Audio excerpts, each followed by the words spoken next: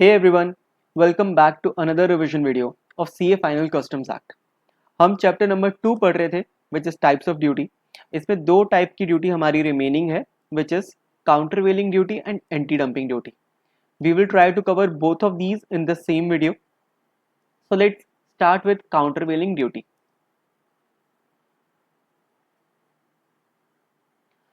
Section number 9, countervailing duty on subsidized articles. तो कौन से गुड्स पे गवर्नमेंट काउंटरवेलिंग ड्यूटी लगाती है?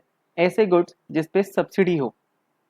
So let's read the conditions कि क्या क्या कंडीशंस है जो अगर सेटिस्फाई हो जाए तो गवर्नमेंट इंपोर्टर पे, अगर वो इंपोर्टेड कोई गुड्स करता है उस पर काउंटरवेलिंग ड्यूटी लगा सकती है. Let's see. Any country which pays subsidy upon manufacture, production या exportation of article. Let's say कोई कंट्री है चाइना, ठीक है, हमारे लिए फॉरेन कंट्री है. अब चाइना में अगर कोई गुड्स प्रोड्यूस हो रहे हैं, मैन्युफैक्चर हो रहे हैं, या चाइना वो गुड्स को एक्सपोर्ट करता है, चाइना की गवर्नमेंट उस मैन्युफैक्चरर को क्या दे देती है? सब्सिडी दे देती है. ठीक है, यानी कि चाइना में जो गुड्स मैन्युफैक्चर हुए हैं, प्रोड्यूस हुए हैं, वो कौन से गुड्स है? सब्सिडाइज्ड आर्टिकल, सब्सिडाइज्ड गुड्स है. ठीक है, अब चाइना में ये हो रहा है, इंडिया वालों को क्या लेना देना? कोई प्रॉब्लम नहीं होनी चाहिए. वहाँ की गवर्नमेंट एक अलग देश है, अलग कंट्री है, इंडिया को क्या प्रॉब्लम होनी चाहिए? बट प्रॉब्लम अराइज हो सकती है when such articles are imported into India. ऐसे गुड्स जो सब्सिडाइज आर्टिकल्स है, कोई भी कंट्री अपने मैन्युफैक्चरर को, प्रोड्यूसर को या एक्सपोर्टर को सब्सिडी दे रही है और वो गुड्स इंडिया में इंपोर्ट हो जाते हैं, तो उससे होगा क्या? Let's see. पहले और क्या कंडीशंस कहता है? वेदर और not directly from the country of manufacturer. यानी लेट से चाइना है, चाइना में गुड्स प्रोड्यूस हुए, यहाँ से या तो वो इंडिया आ गए, ठीक है, कौन से गुड्स? Subsidise articles. डायरेक्टली नहीं आते, चाइना ने क्या करा? नेपाल को एक्सपोर्ट करे, फिर नेपाल से इंडिया में आए, या ऐसा हुआ चाइना ने नेपाल को दिया, नेपाल ने भूटान को दिया, फिर यहाँ से इंडिया में आए. चाहे ये डायरेक्टली हो चाहे इनडायरेक्टली, किसी भी जगह से, बट ऐसे गुड्स इंडिया में तो आ रहे हैं, इंडिया की जमीन में आ गए. ठीक है. प्लस वेदर और not in the same condition as when exported from country of manufacture. अब जरूरी नहीं है कि सेम कंडीशन में हो या नहीं. ऐसा हो सकता है चाइना में गुड्स मैन्युफैक्चर तो हुए, यहाँ से वो नेपाल गए, नेपाल पे उसमें फर्दर प्रोसेसिंग हुई, उसका हो सकता है फॉर्म चेंज हो गई हो, फिर वो इंडिया में आए, तो हो सकता है कि इसमें कोई चेंजेस हो गए. सो वेदर और not in the same condition, same condition में हो या ना हो, कोई लेना देना नहीं. हमारे लिए क्या रिलेवेंट है कि ऐसे गुड्स इंडिया में एंटर कर रहे हैं. कैसे गुड्स? Subsidised goods. ठीक है, तो गवर्नमेंट क्या करेगी? Countervailing duty on subsidize article is imposed. Government उन आर्टिकल्स पे सब्सिडाइज लगा सकती है, एक सब्सिडाइज आर्टिकल्स पे काउंटरवेलिंग ड्यूटी लगा सकती है. अब इससे होगा क्या? देखो, चाइना में गुड्स बने, लेट से 1000 रुपीज की उसकी प्रोडक्शन कॉस्ट थी, गवर्नमेंट ने उसको क्या करा? लेट से 400 की सब्सिडी दे दी. तो जो मैन्युफैक्चरर प्रोड्यूसर है उसको वो प्रोडक्शन मिली 600 रुपये का पड़ा, यानी कि सस्ती पड़ी. तो वो इंपोर्ट जब एक्सपोर्ट करेगा और इंडिया में जब ये इंपोर्ट होगा तब भी ये सब्सिडाइज प्राइस में ही होगा, लेट 600 का 800 में हो जाएगा. और यही गुड्स अगर इंडिया में बनाए तो 1000 रुपये के बनते हैं, यानी कि इंडिया के डोमेस्टिक गुड्स अपने आप में महंगे हैं और इम्पोर्टेड गुड्स हो जाएंगे सस्ते. तो इसी का इफेक्ट को काउंटरवेल करने के लिए गवर्नमेंट ने एक ड्यूटी लगा दी, काउंटरवेलिंग ड्यूटी. ठीक है, अब कितनी ड्यूटी लगा सकती है? It shall not exceed the amount of subsidy paid.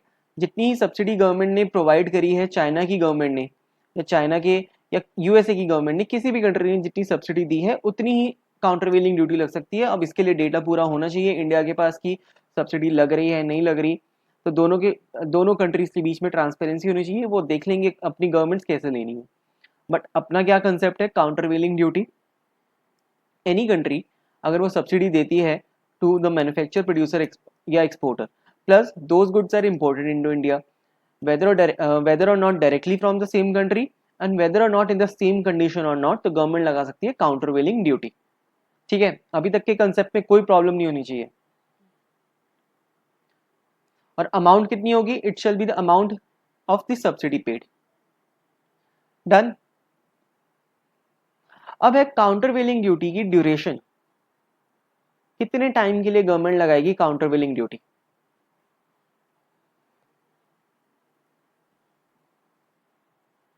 So unless revoked earlier, the duty imposed under this section shall be in force for a period of 5 years from the date of its imposition। जिस दिन government ने ये counter वेलिंग duty लगाई तब से लेके maximum 5 years तक इसकी ड्यूटी हो सकती है।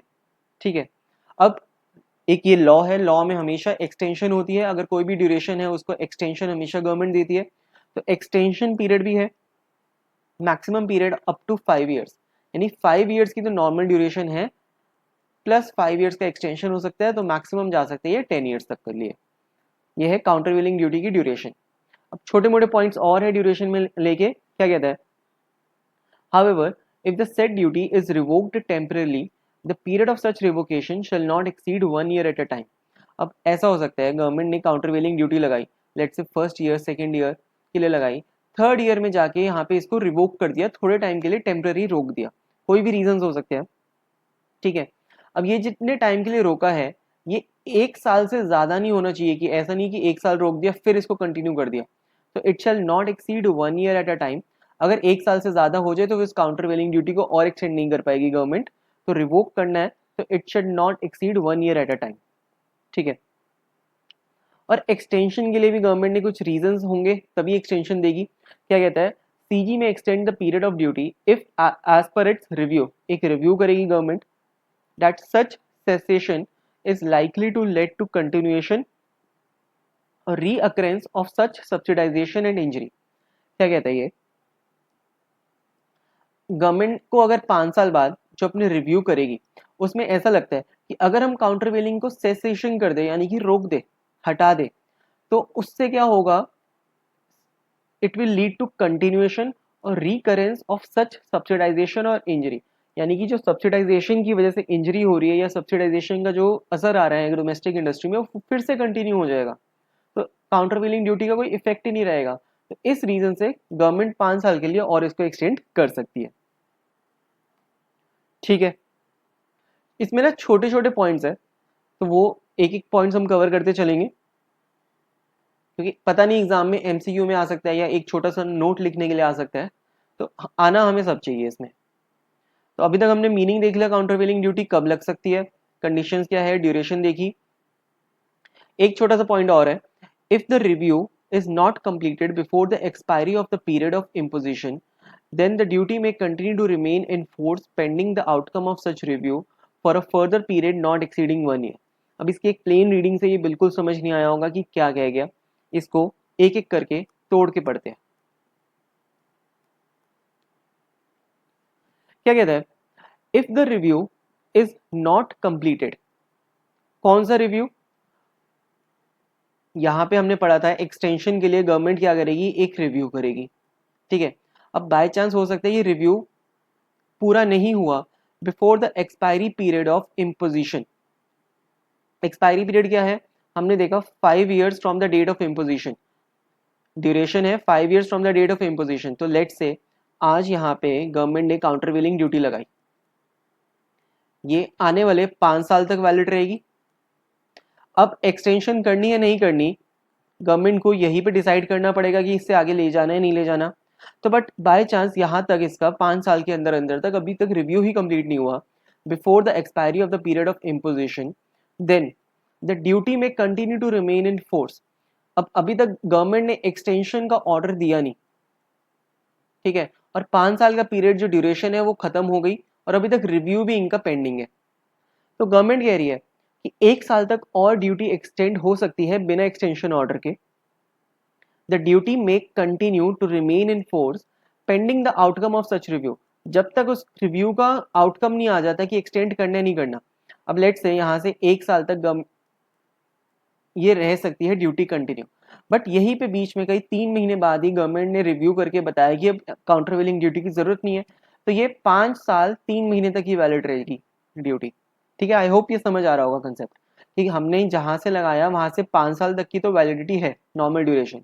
गवर्नमेंट को यहाँ पे एक रिव्यू करना है, रिव्यू में डिसाइड करेगी कि एक्सटेंड करे और फर्दर के ना करे, बट बाय चांस यहाँ पे रिव्यू खत्म हुआ ही नहीं, कंप्लीट हुआ ही नहीं, स्टिल एक हमने कहा कि 1 साल तक और ये वैलिड रह सकती है till the review is completed. ठीक है, pending the outcome of such review, जब तक उसका आउटकम नहीं आ जाता, for a further period not exceeding 1 year, 1 साल से ज्यादा तक नहीं। ठीक है, बहुत ही माइनर सा पॉइंट है, पूछे जाने के चांसेस कम है, बट एक टेक्निकल पॉइंट है, एमसीक्यू में आ सकता है।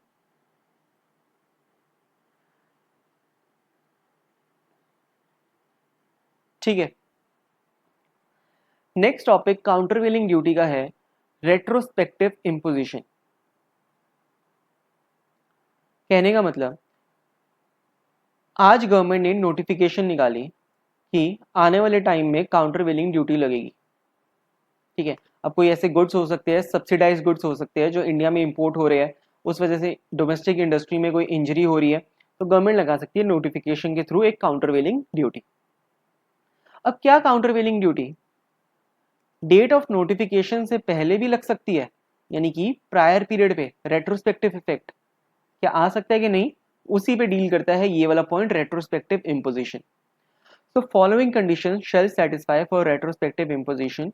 अब पावर तो है कि रेट्रोस्पेक्टिव लगा सके, बट कंडीशंस फुलफिल होनी चाहिए, which is injury to domestic industry which is difficult to repair is caused by massive imports in a relatively short period।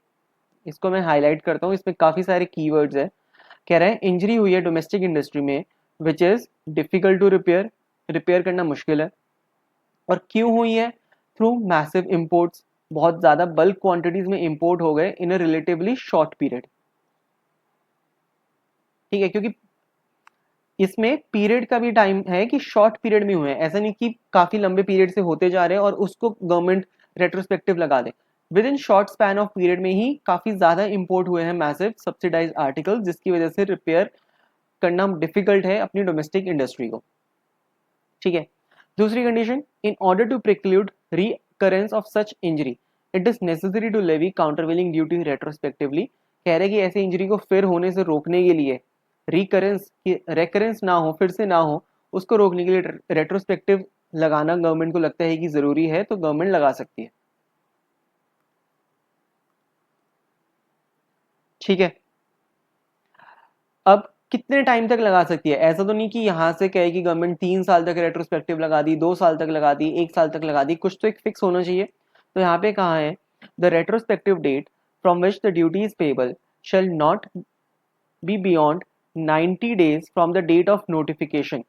इस नोटिफिकेशन से पिछले 90 दिनों तक, 90 डेज तक ही रेट्रोस्पेक्टिव इफेक्ट हो सकता है, उससे पहले अगर कोई हरकत हो गई, उससे पहले अगर कोई मैसिव इंपोर्ट्स भी हो गए जिसकी वजह से इंजरी हुई है, उस पर रेट्रोस्पेक्टिव इफेक्ट नहीं लग सकता काउंटरवेलिंग ड्यूटी का।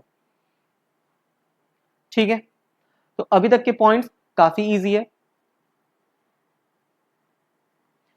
अगर फर्स्ट टाइम पढ़ रहे हो तो एक दो बार फिर से देखना, अच्छे से समझ आएगा। बाकी ये रिवीजन क्लास है, इसलिए मेरी स्पीड थोड़ी सी ज्यादा है। ठीक है, एक बार फिर से रीड कर लेना, काफी सिंपल पॉइंट्स है, बट कंसेप्ट छोटे छोटे हैं तो इसलिए थोड़े से डिफिकल्ट लग सकते हैं याद करने में। आगे चलते हैं।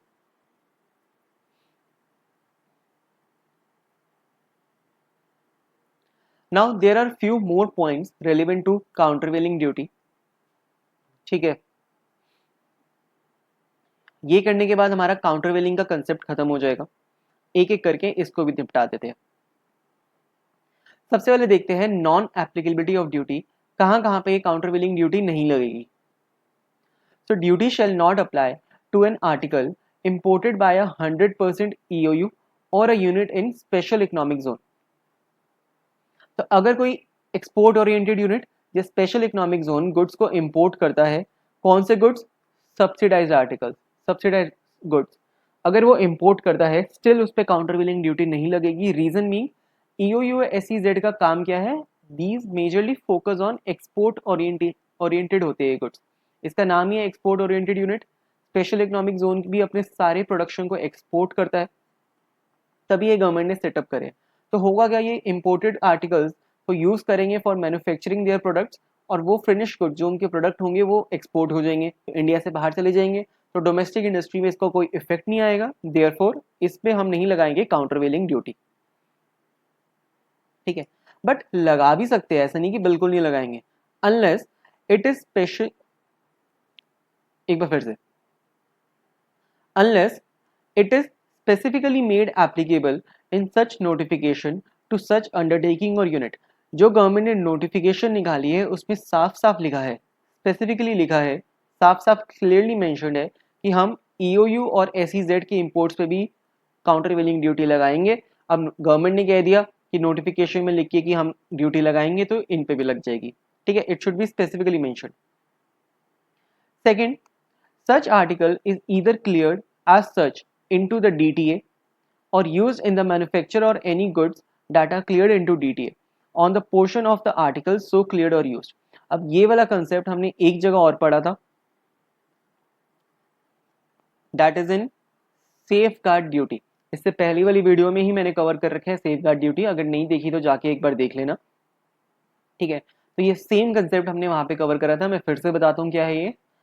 कह रहे हैं कि such article is either cleared as such into the DTA।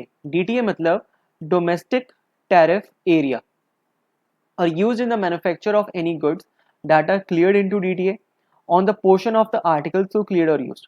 कहने का मतलब EOU और SEZ ने लेट से कुछ इंपोर्ट करा, ठीक है, उसमें से 60% क्वांटिटी तो उन्होंने अपने फिनिश गुड्स बनाने में यूज करी, और वो फिनिश गुड्स क्या हुई, बाद में एक्सपोर्ट हो गई। बट 40% गुड्स इन्होंने डोमेस्टिक टैरिफ एरिया यानी कि डोमेस्टिक टेरिटरी में भेज दिया, ठीक है। यहाँ पे ये लिखा है cleared as such into the DTA और use in the manufacture of goods that are cleared into DTA, या यूज करा उसको मैन्युफैक्चरिंग में और फिनिश गुड्स उन्होंने डोमेस्टिक एरिया में भेज दिया, तो उन गुड्स पे लग सकती है काउंटर वेलिंग ड्यूटी, क्योंकि वो डोमेस्टिक इंडिया में एंटर कर गए, ठीक है। तो ये तो था अपना non applicability of duty. Second point हम पढ़ते हैं सर्कमवेंशन ऑफ ड्यूटी। अब सर्कमवेंशन का मतलब क्या है, इसको हम गूगल से देखते हैं। सर्कमवेंशन मीनिंग ये कहता है, circumvention means the action of overcoming a problem और difficulty typically in a clever and surreptitious way. यानी कि मतलब एक क्लेवर वे में किसी भी प्रॉब्लम को ओवरकम करना। कहने का मतलब इंपोर्टर के लिए ये एक प्रॉब्लम ही है कि उसके मंगाए हुए सामान में गवर्नमेंट अलग से काउंटर वेलिंग ड्यूटी लगा दे, ठीक है। सिमिलरली एक्सपोर्टर के लिए भी ये प्रॉब्लम है, क्योंकि एक्सपोर्टर पे अगर एक्सपोर्टर को क्या होगा कि ये सामान महंगा हो जाएगा उस कंट्री में, इंडिया में जाके, तो इसकी सप्लाई डिमांड कम हो सकती है। तो इसको ओवरकम करने के लिए, यानी कि लॉ को ओवरकम करने के लिए चालाकी से हम लॉ का एक तोड़ निकाल ले, तो इसलिए कहा गया कि सर्कमवेंशन ऑफ ड्यूटी लोग किस तरीके से कर सकते हैं, ये इंपोर्टर एक्सपोर्टर मिलके क्या क्या जुगाड़ लगा सकते हैं कि इस ड्यूटी से बचा जा सके। लेट्स सी, 4 पॉइंट्स है, याद करने जरूरी है क्योंकि एग्जाम में एक स्ट्रेट फॉरवर्ड क्वेश्चन आ सकते हैं। कैसे कर सकते हैं, बाय ऑल्टरिंग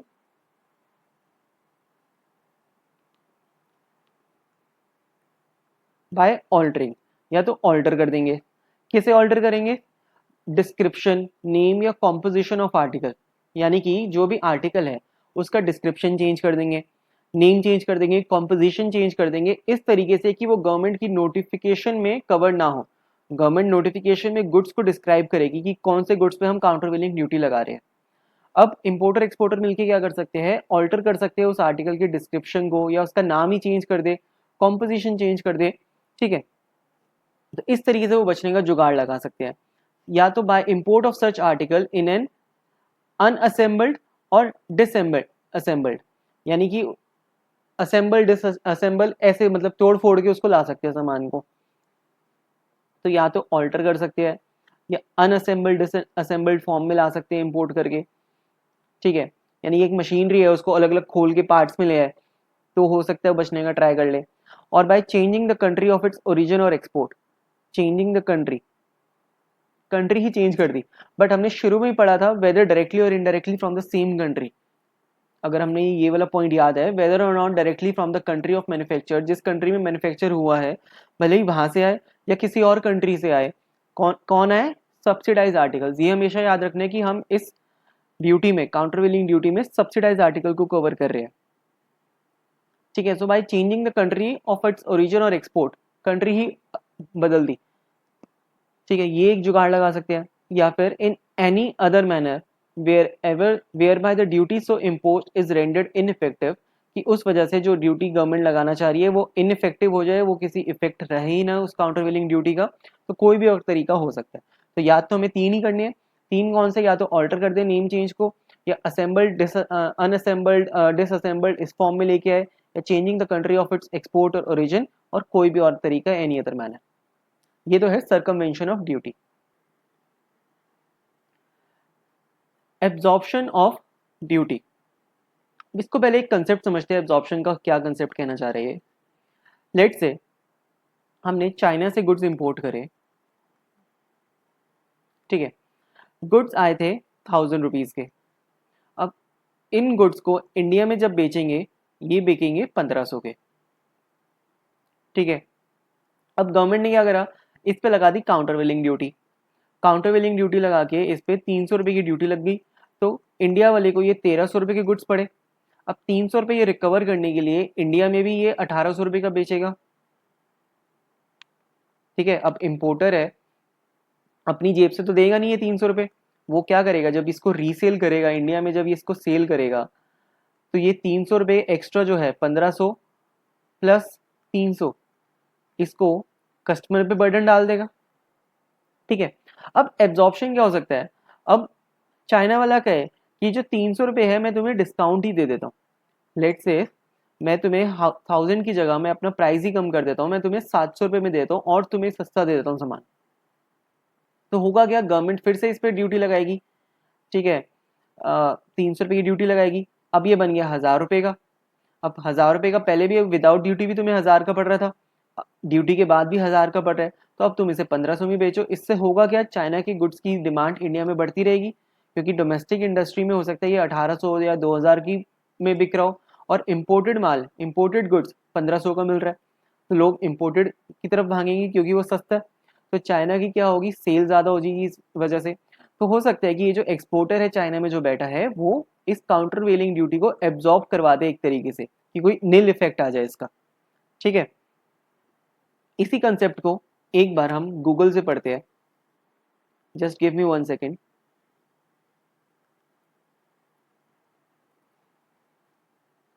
ठीक है, here it is. Absorption of countervailing duty refers to a situation where an exporter reduces their export price.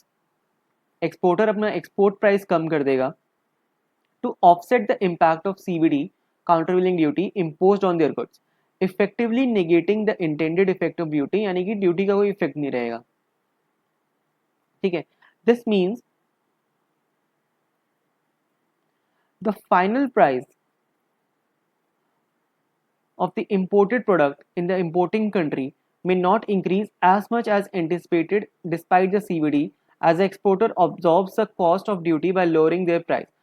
Exporter ने अपना प्राइस कम कर दिया, इस वजह से इंपोर्टिंग कंट्री में यानी कि इंडिया में उस गुड्स का प्राइस नहीं बढ़ेगा, ठीक है। तो ये तो होता है एब्जॉर्प्शन। इसी को हम यहां से रीड कर लेते हैं। एक छोटा सा पॉइंट है, if there is a decrease in the export price of an article without any commensurate change in the resale price in India of such article as the case may be, तो absorption of duty मान ली जाएगी इसमें, या other specified circumstances। कहने का मतलब exporter अपना price कम कर दे और इंडिया में उसकी रीसेल प्राइस नहीं इंक्रीज हुई। अब ऐसे में गवर्नमेंट क्या करेगी,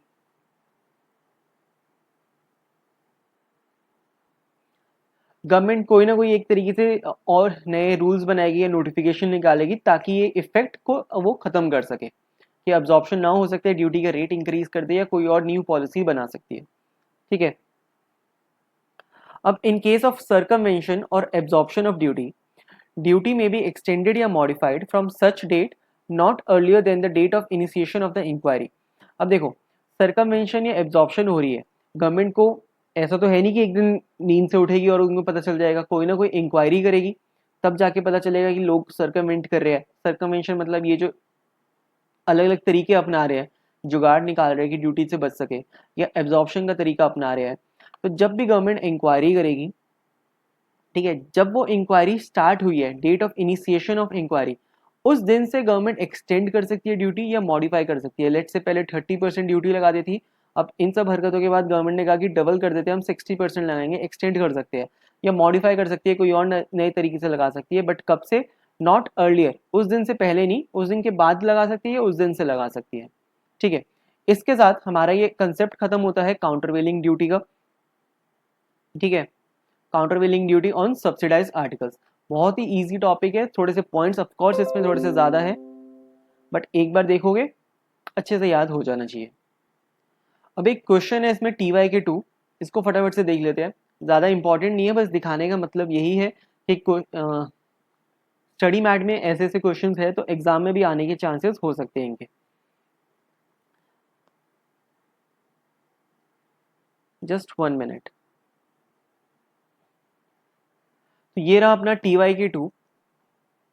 With reference to section of Customs Act does mention the ways that constitute circumvention of anti-dumping duty imposed on an article which may warrant action by CG। अब आप लोग कहोगे सर आपने एंटी डंपिंग ड्यूटी तो पढ़ा ही नहीं, अभी तक तो हम काउंटरवेलिंग ड्यूटी पढ़ रहे थे सब्सिडाइज आर्टिकल्स पे।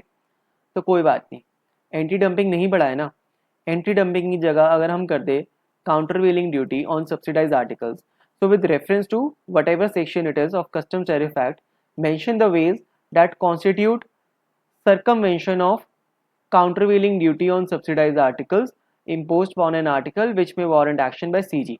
तो सर्कमवेंशन यानी कि ऐसे जुगाड़ जो इंपोर्टर एक्सपोर्टर लगाते हैं, कैसे करते हैं, या तो वो ऑल्टर कर देते हैं किसको, डिस्क्रिप्शन, नेम या कॉम्पोजिशन ऑफ आर्टिकल्स, या उसको इंपोर्ट करते हैं इन अनअसेंबल्ड या डिसअसेंबल्ड फॉर्म, या चेंज कर देते हैं कंट्री ऑफ ओरिजिन या कंट्री ऑफ एक्सपोर्ट, या अदर मेजर्स जो भी उसको लगते हैं। ठीक है, ये 4 पॉइंट्स हमने पढ़े थे।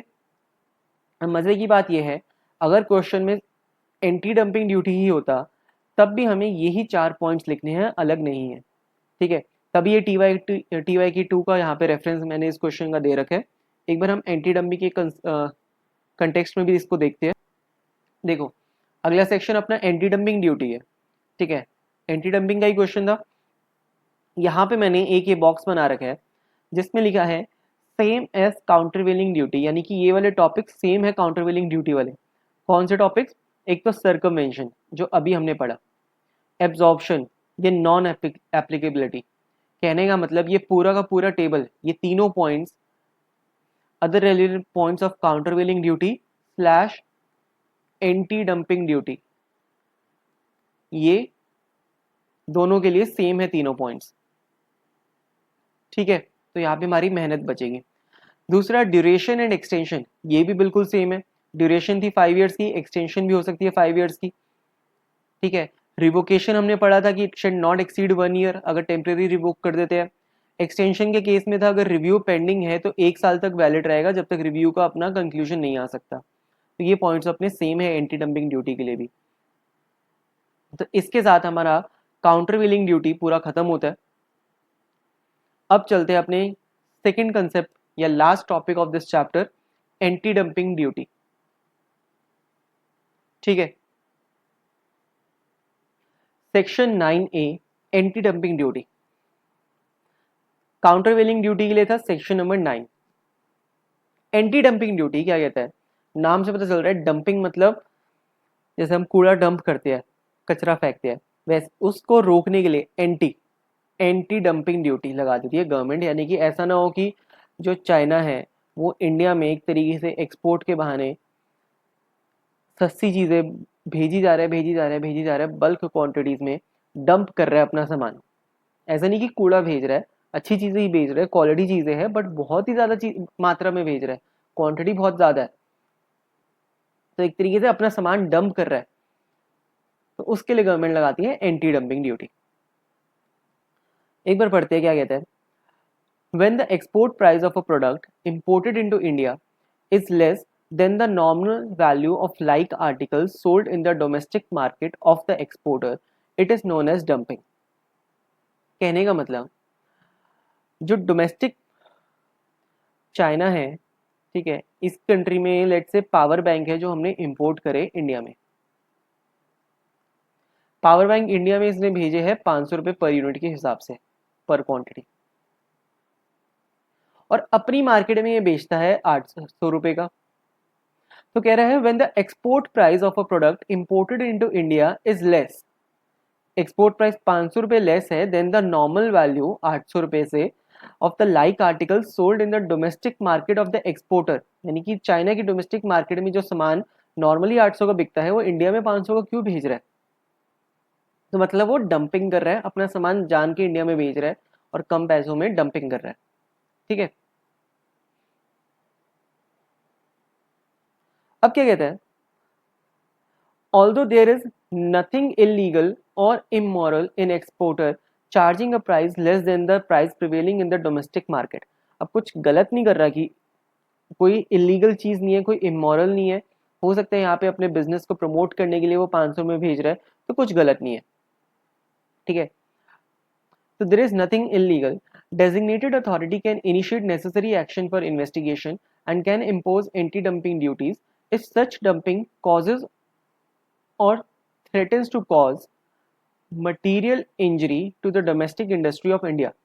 अब ऐसा है कि इस वजह से इंडिया की डोमेस्टिक इंडस्ट्री में कोई ना कोई सीरियस इंजरी हो गई, मटेरियल इंजरी हो रही है, तो गवर्नमेंट लगा सकती है एंटी डंपिंग ड्यूटी।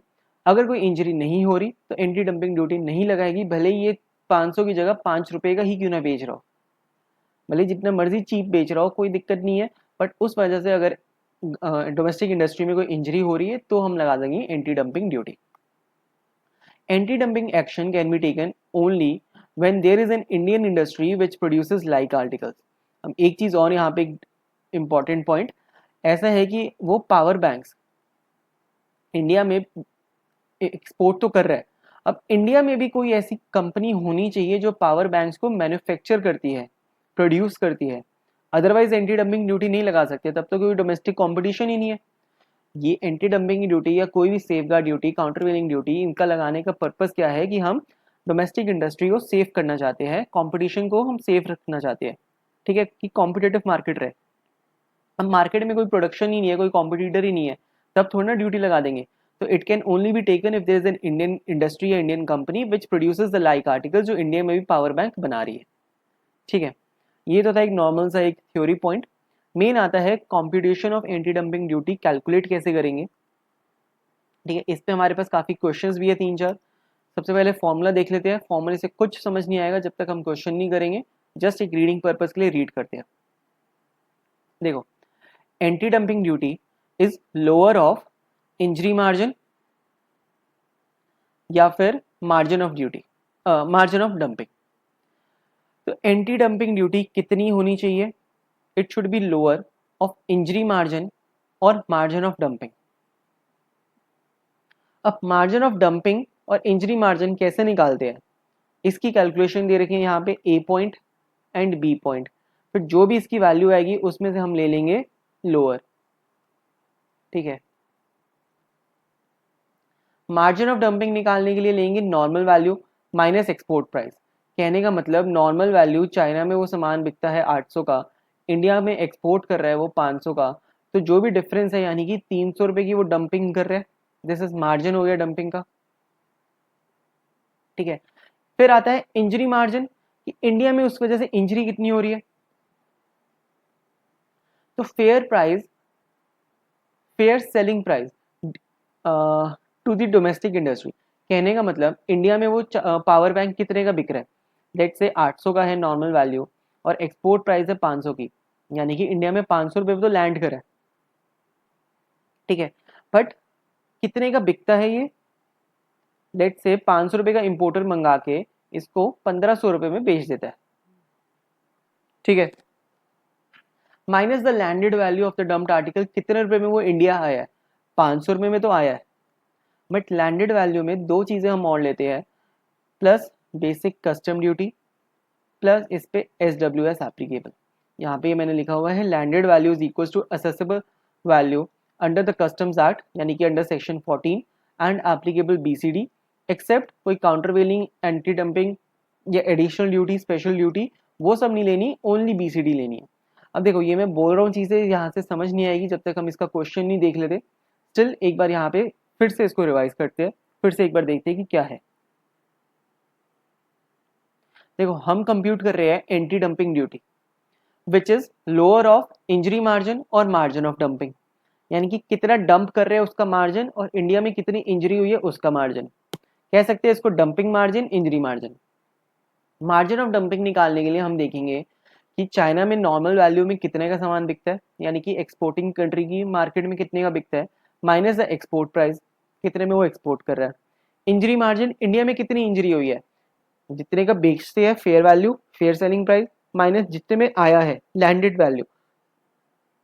अब लैंडेड वैल्यू एक तरीके से एक्सपोर्ट प्राइस ही है 500 का, प्लस इसमें बीसीडी और एसडब्ल्यूएस कर दिए और कुछ नहीं। ठीक है,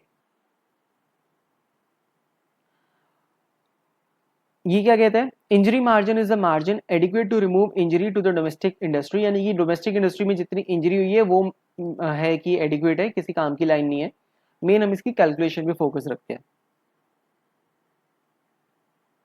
ठीक है, फिर एक दो चीजें यहाँ पे है कि fair selling price that is non injurious price क्या है, price which the industry is expected to have charge under the normal circumstances in the Indian market. कहने का मतलब वही कि इंडिया में हम कितने का बेच रहे हैं, 1500 का बेच रहे हैं, नॉर्मली हम 1500 का फेयर वैल्यू है उस पावर बैंक की। There would be single non injurious price for a product and not several non injurious price for the same product. एक प्रोडक्ट के लिए, पावर बैंक के लिए एवरेज पूरे इंडिया में एक ही फेयर प्राइस है, ऐसा नहीं कि अलग अलग प्राइसेस हो सकते हैं। There can not be several non injurious prices, there could be only single prices. तो ये एक पॉइंट काम का है याद रखने के लिए एमसीक्यू के लिए, कि एक प्रोडक्ट का एक ही प्राइस हो सकता है, single which is fair selling price, एक से ज्यादा नहीं हो सकते। ठीक है, और कुछ भी नहीं है एंटी डंपिंग ड्यूटी में। आई थिंक, एक second,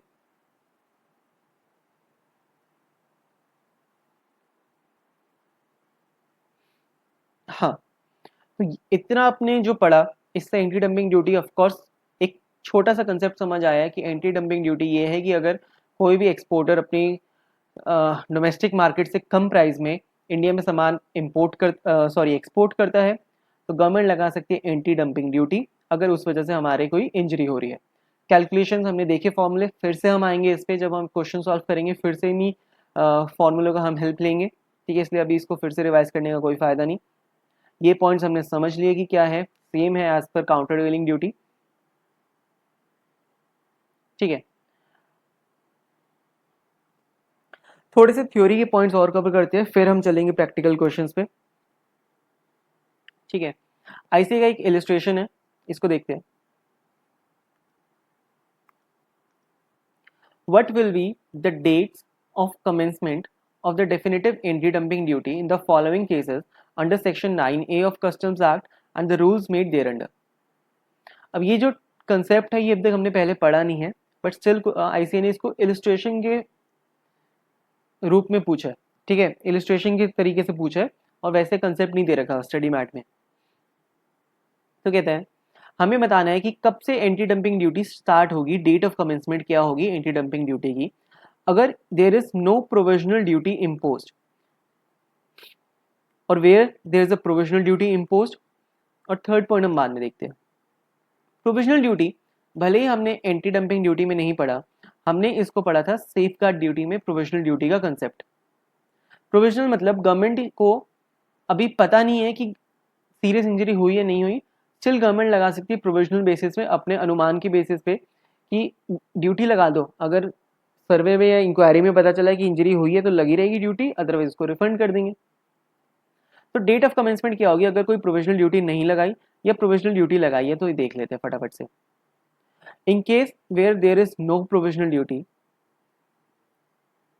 date of commencement of anti-dumping duty will be the date of publication of notification imposing the duty in the official gazette। यानी कि जब भी नोटिफिकेशन पब्लिश हो जाएगी तब से मान लेंगे। अगर प्रोविजनल ड्यूटी इम्पोज है तो date of commencement of anti dumping duty will be the date of publication of notification imposing the provisional duty under section in the official gazette।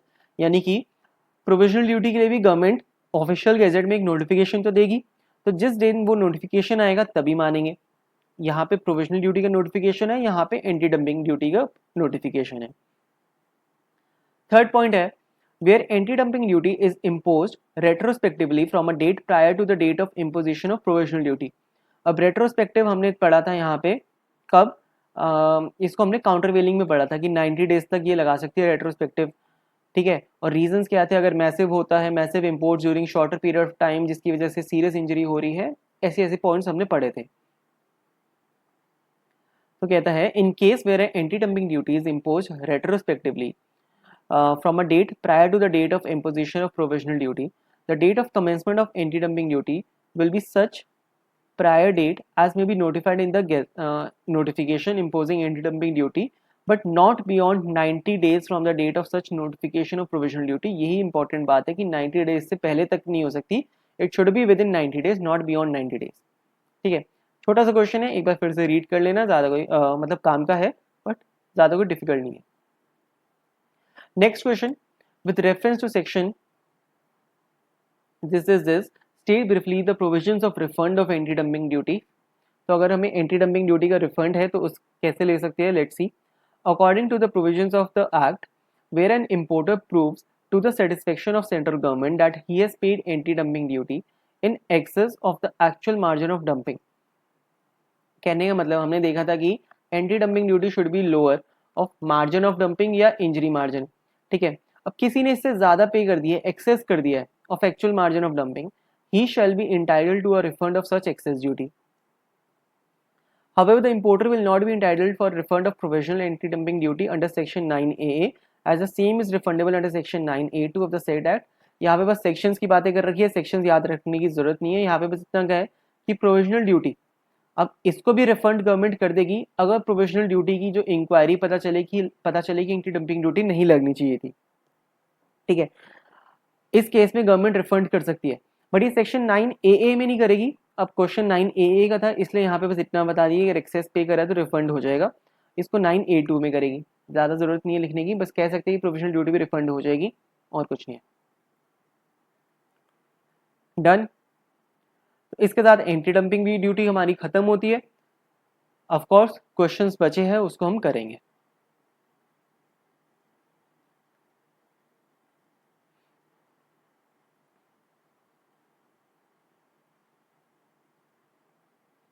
छोटे से पॉइंट्स और पढ़ लेते हैं.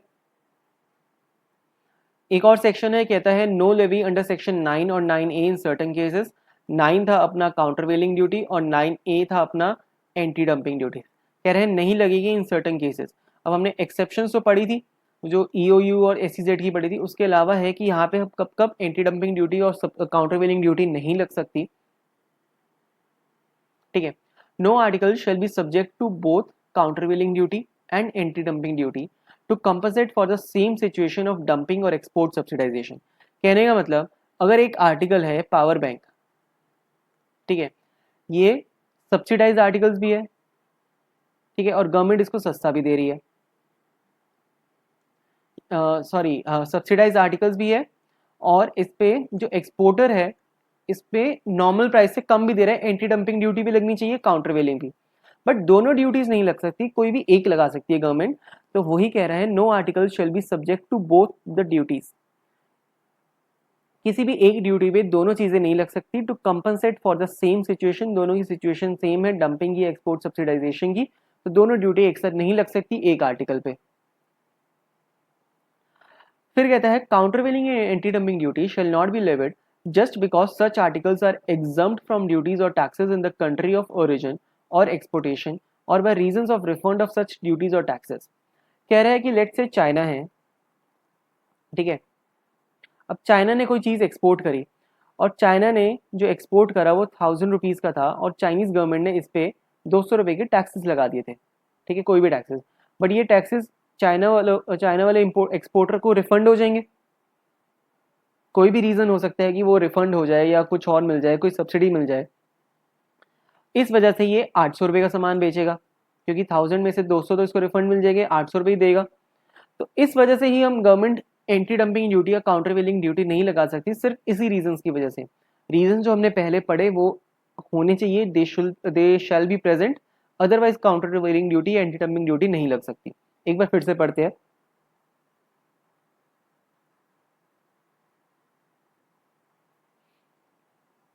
Countervailing and anti-dumping duty shall not be levied just because such articles are exempt from duties or taxes in the country of origin or exportation or by reasons of refund of such duties or taxes. कि यहाँ पे duty और taxes या तो exempt है या refund हो जाते हैं, सिर्फ इस वजह से इंडियन गवर्नमेंट लगा दे काउंटरवेलिंग एंटी डंपिंग ड्यूटी नहीं चलेगा. फिर कहता है these duty shall not be levied on imports from a member country of world trade organisation or from a country with whom government of India has a most favored nation agreement unless a determination has been made that import of such article in India causes material injury or to the domestic industry. कहने का मतलब अगर world trade organisation में कोई country है वहां से import हो रहा है या गवर्नमेंट ने किसी के साथ एग्रीमेंट करा है, गवर्नमेंट ऑफ इंडिया ने वहां उस कंट्री से इंपोर्ट हो रहा है, तो उसके साथ ये दो ड्यूटीज नहीं लगेगी अनलेस कोई वो ज्यादा ही इंजरी कर रही है. फिर the provisional duties shall not be levied on any article imported from specified countries unless provisional duty कब नहीं लग सकती, preliminary findings are made of subsidy or dumping causing injury to domestic industry and a further determination has also been made that a duty is necessary to prevent injury being made or during the investigation. Overall क्या कह रहा है, provisional duty हमने पढ़ा था कि government लगा सकती है अगर गवर्नमेंट को लगता है कि कोई सीरियस इंजरी हो रही है फ्रॉम दोज मैसिव इम्पोर्ट. अब ये अनलेस कब नहीं लगा सकती, इसके लिए भी तो कोई इंक्वायरी करी होगी गवर्नमेंट ने, कुछ तो पता चला होगा. तो preliminary findings are made of subsidy और डंपिंग कॉजिंग इंजरी और डोमेस्टिक इंडस्ट्री, कोई ना कोई प्रूफ या कोई ना कोई फैक्ट तो है तभी लगा सकती है. And a further determination has been made that a duty is necessary, कि ड्यूटी जरूरी है उस इंजरी को बचाने के लिए. देखो गवर्नमेंट ने कोई फाइंडिंग्स करी, उससे पता चला कि जो इंपोर्ट्स हो रहे हैं उससे डोमेस्टिक इंडस्ट्री में इंजरी हो रही है. अब गवर्नमेंट ने क्या करा, इस पे ड्यूटी लगा दी प्रोविजनल बेसिस पे. अब ये ड्यूटी अगर जरूरी है इस इंजरी को रिकवर करने के लिए तभी गवर्नमेंट लगाएगी. ऐसा ना हो कि इस ड्यूटी से रिकवरी तो होने रही, स्टिल इंजरी के लिए गवर्नमेंट ने लगा दी duty, that is not valid. तो it is necessary to prevent injury being caused during the investigation, जरूरी है तभी लगाए, ज्यादा इंपॉर्टेंट नहीं है. ठीक है, 20 मार्क्स का हमारा पूरा कस्टम्स है, उसमें ऐसे छोटे छोटे पॉइंट्स इतने रेलिवेंट नहीं रहते. इसकी मेन आएगी अपनी कैलकुलेशन जो हम देखेंगे.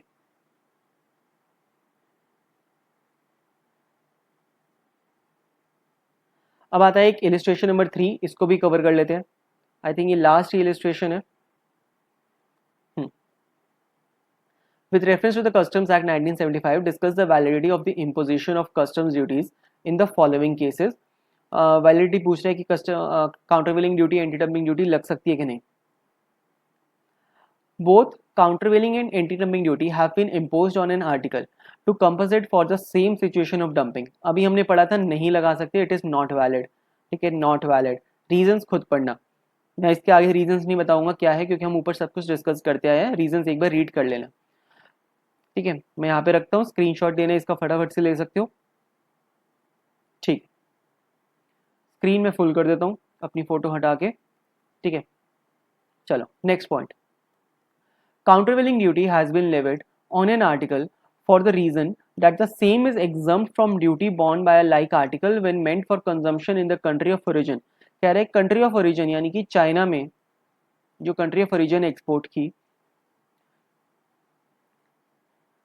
वो एग्जाम्प्ट है वहां पे from duties borne by like article. उस आर्टिकल पे चाइना में कोई एग्जाम नहीं लगता, इस वजह से गवर्नमेंट ने क्या कर दिया, काउंटरवेलिंग ड्यूटी लगा दी.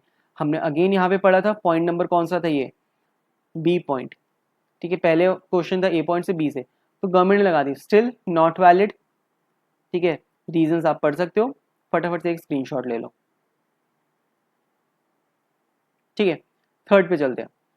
Definitive anti-dumping duty has been levied on articles imported from a member country of World Trade Organization, as a determination has been made in the prescribed manner that import of such article into India threatens material injury to the indigenous industry. देखो हमने world trade organisation से वाली countries में जो member है world trade organisation की, वहां से इंपोर्ट करा और उस पर एंटी डंपिंग ड्यूटी लगा दी. अब प्लेन रीडिंग से हमें पहले पता है कि इस पे ड्यूटी नहीं लगानी चाहिए, बट एक कोई डिटर्मिनेशन है जिससे पता चला कि जो इंडिजीनियस यानी कि डोमेस्टिक मार्केट है वहां पे इंजरी हो रही है, it threatens a material injury, इस केस में हम लगा सकते हैं. एक एक्सेप्शन थी, यहाँ पे हमने पढ़ा भी था, अनलेस, यहाँ पे मैंने लिखा है अनलेस. ठीक है, इसी बेसिस पे ये क्वेश्चन है, तो यहाँ पे वैलिड है, ड्यूटी लग सकती है. ठीक है, फटाफट से स्क्रीनशॉट ले लो और बाद में रीड कर लेना कि क्या क्या रीजन यहाँ पे लिखे हैं. ठीक है, ये हमारी इलस्ट्रेशन खत्म होती है. लास्ट सेक्शन क्या कहता है, अपील. अगर कोई भी पार्टी, कोई भी इंपोर्टर किसी भी ड्यूटी से परेशान है या उसको लगता है कि गलत तरीके से लग गई, तो वो एक अपील लगा सकता है। कहाँ पे लगाएगा? ट्रिब्यूनल पे लगाएगा। ठीक है, कस्टम एक्साइज सर्विस टैक्स का अपील ट्रिब्यूनल है। बट अपील करने के लिए भी उसे फीस भरनी पड़ेगी 15,000 की। ठीक है, और अगर रिस्टोरेशन ऑफ एन अपील और एन एप्लीकेशन फीस देनी पड़ेगी 500 की। ऐसा हो सकता है कोई अपील करी, एप्लीकेशन करी, बट वो हो सकता है कि क्या बोलूँ मैं, कैंसिल हो गई। ठीक है, या कुछ वजह से डिले हो गई तो वो पेंडिंग हो गई, उसको रीस्टोर करने के लिए 500 रुपये का अलग खर्चा आएगा। और फर्स्ट टाइम अगर उसको अपील करनी है 15,000 रुपये का खर्चा है। टाइम लिमिट क्या है? Within 90 days of the date of order under appeal. जो भी ऑर्डर है उसके लिए अपील करना पड़ेगा। ऐसा होगा कि कुछ इंपोर्ट करे, उस पर गुड्स आए उसके पास, ठीक है, इंपोर्टेड गुड्स आए, फिर इसको पता चला कि इस पर तो काउंटर बिलिंग ड्यूटी लगेगी, एंटी डंपिंग ड्यूटी लगेगी, कोई ऑर्डर आया होगा कस्टम अथॉरिटीज़ का कि ये वाली ड्यूटीज पे करो, तो उसके विद इन 90 डेज ही हम अपील कर सकते हैं, उसके बाद नहीं। बट ऑफकोर्स लॉ है, एक्सटेंशन हमेशा देता है। अपील ट्रिब्यूनल में entertain an appeal after the expiry of the said period of 90 days if it is satisfied appellate was prevented by sufficient cause from the filing appeal. ज़्यादा काम का नहीं है, बस एक्सटेंशन मिल सकती है इवन आफ्टर 90 डेज। तो इसके साथ हमारे कंसेप्ट सारे खत्म होते हैं। अब रह जाते हैं एंटी डंपिंग ड्यूटी के कैलकुलेशन वाले क्वेश्चंस, जो अब हम स्टार्ट करेंगे।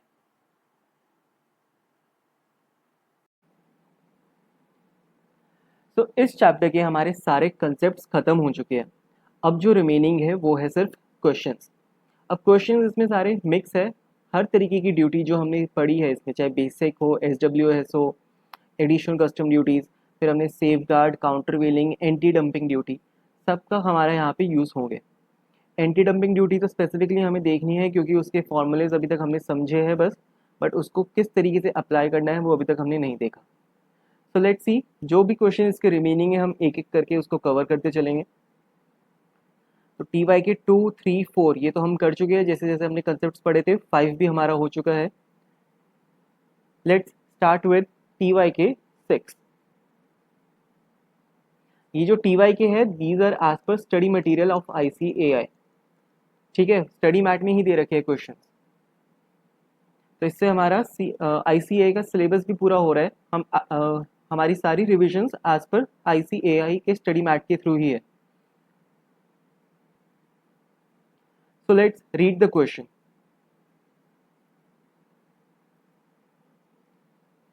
Determine the custom duty payable under the Customs Tariff Act, including the safeguard duty of 30% under Section 8B of the said Act with the following details. Safeguard duty हमें इसमें दे रखी है कितनी? 30% की सेफगार्ड ड्यूटी लगेगी। ठीक है, देखते हैं क्या क्या हमें नीचे दे रखे हैं details. Accessible value of sodium nitrate imported from a developing country. हम इंपोर्ट कहाँ से कर रहे हैं? एक डेवलपिंग कंट्री से।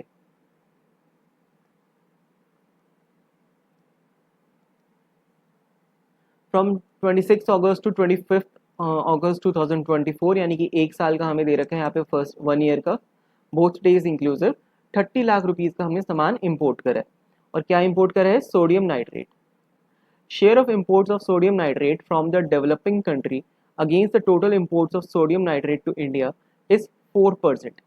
अब इस इंफॉर्मेशन का हमारे लिए क्या यूज़ है? जब हमने सेफगार्ड ड्यूटी का कंसेप्ट पढ़ा था, उसमें थे एक एक्सेप्शन टू सेफगार्ड ड्यूटी की कब कब गवर्नमेंट सेफगार्ड ड्यूटी नहीं लगा सकती। ठीक है, उसमें एक कंसेप्ट था, अगर हमारा इंपोर्ट हो रहा है एक डेवलपिंग कंट्री से, तो total share of import shall not exceed 3%। अगर 3% से इंक्रीज होता है तो गवर्नमेंट लगा सकती है उस पर सेफ गार्ड ड्यूटी। और यहाँ पे क्लियरली है कि ये 4% का इंपोर्ट है इस डेवलपिंग कंट्री से against the total import of sodium nitrate to India, यानी कि इंडिया में बाकी जो भी डेवलपिंग कंट्री से इंपोर्ट हो रहा है, इस कंट्री का 4% का शेयर है। देयरफॉर एक सेकेंड, बाकी कंट्री से नहीं, बाकी more than one developing country का कंसेप्ट एक बी पॉइंट में था, सिर्फ वन कंट्री ही इसमें है, वन डेवलपिंग कंट्री। ठीक है, सेफगार्ड ड्यूटी पढ़ रखी है तो ये समझ आया होगा कि मैंने क्या गलती अभी करी थी और क्यों उसको ठीक करा फिर से। तो 4% का अपना है शेयर, तो देयरफॉर इस पर सेफगार्ड ड्यूटी अप्लाई हो जाएगी। फिर बेसिक कस्टम ड्यूटी का रेट दे रखे हैं 10%। अगर ये 10% ना भी दे रखा होता तो तब भी हम BCD एज्यूम हमेशा करते हैं 10%, क्योंकि कस्टम्स एक्ट में खुद कह रखा है, कस्टम्स टैरिफ एक्ट में, कि बेसिक कस्टम ड्यूटी का स्टैंडर्ड रेट है 10%। ये हमारी सबसे पहली क्लास में हमने ये पढ़ा था इस चैप्टर की, ठीक है। इंटीग्रेटेड टैक्स यानी कि ACD, additional custom duty, section 37 में दे रखे 12% का आईजीएसटी है। Social welfare charge SWS, it is always 10% of basic custom duty. तो ये भी 10% अगर ना दिया होता तो बीसीडी का 10% हम लेते हैं, ठीक है। अब करते हैं इस क्वेश्चन को सॉल्व। सबसे पहले हमारे पास है असेसेबल वैल्यू, कितनी है 30 लाख रुपीस की। ये मैं पेन का कलर चेंज करता हूँ ताकि थोड़ा सा डिफरेंस रहे, जो हमने ऊपर मार्किंग करी है। असेसेबल वैल्यू इज 30 लाख, ठीक है। इस पे बेसिक कस्टम ड्यूटी लगेगी एट द रेट 10%, और बेसिक कस्टम ड्यूटी के साथ इसका एक जुड़वा भाई है SWS, which is eight the rate of 10% of basic custom duty. 30 lakh का 10% आता है 3 लाख रुपीस की ड्यूटी लग जाएगी, ठीक है। अब 3 लाख का 10% यानी कि 30,000 ये आ जाएगा एसडब्ल्यूएस, सोशल वेलफेयर सरचार्ज, ठीक है। अभी तक कोई क्वेश्चन? बहुत ही इजी है। अब हम लगाएंगे इस पे सेफ गार्ड ड्यूटी, कितनी लगेगी 30%। तो सेफ गार्ड ड्यूटी लगेगी एट द रेट ऑफ 30%। 30% किसका लगेगा? या 30% 30 लाख असेसेबल वैल्यू का होगा, बीसीडी का होगा, एसडब्ल्यूएस का होगा, किसका होगा? अब देखो, हमने सेफ गार्ड ड्यूटी या anti dumping duty, countervailing duty, किसी में भी हमने ऐसा कंसेप्ट नहीं पढ़ा कि कौन सी अमाउंट पे सेफ गार्ड ड्यूटी या ये सारी ड्यूटीज लगेगी।